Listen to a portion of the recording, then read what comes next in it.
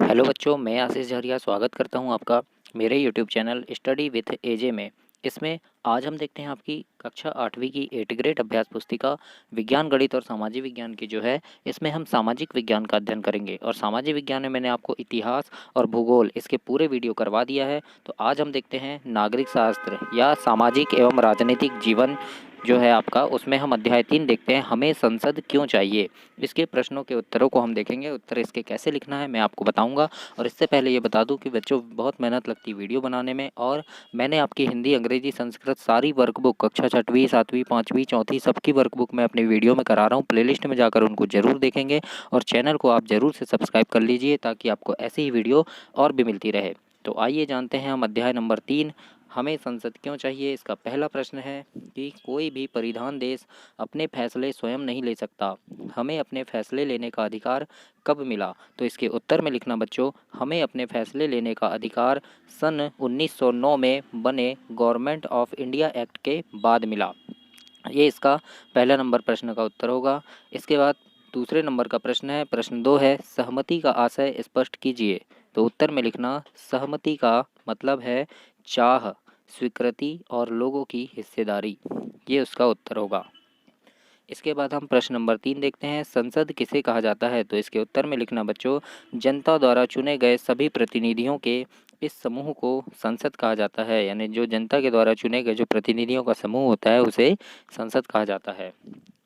इसके बाद प्रश्न नंबर 4 है कि देश की सर्वोच्च कानून निर्मात्री संस्था का नाम लिखें तथा इसके दोनों सदनों के भी नाम लिखें। तो उत्तर में लिखना बच्चों, भारतीय संसद देश की सर्वोच्च कानून निर्मात्री संस्था है। इसके 2 सदन हैं, राज्यसभा और लोकसभा। इस प्रकार से आप प्रश्न नंबर 4 का उत्तर लिखेंगे।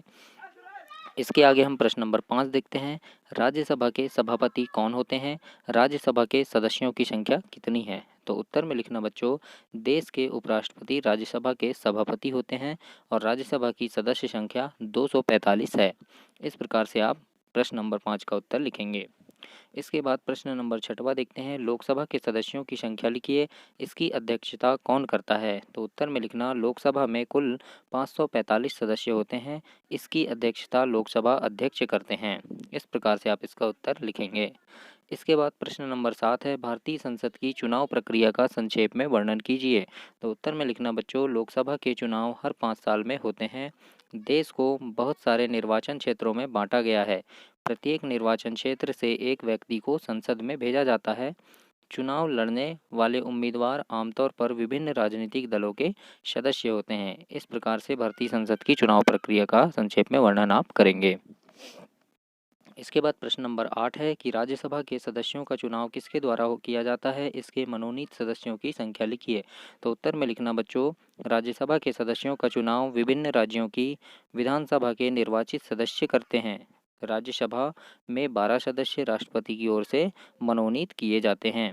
इस प्रकार से आप प्रश्न नंबर 8 का उत्तर लिखेंगे। इसके बाद हम प्रश्न नंबर 9 देखते हैं, लोकतंत्र के स्वस्थ संचालन में विपक्षी दल की क्या भूमिका होती है।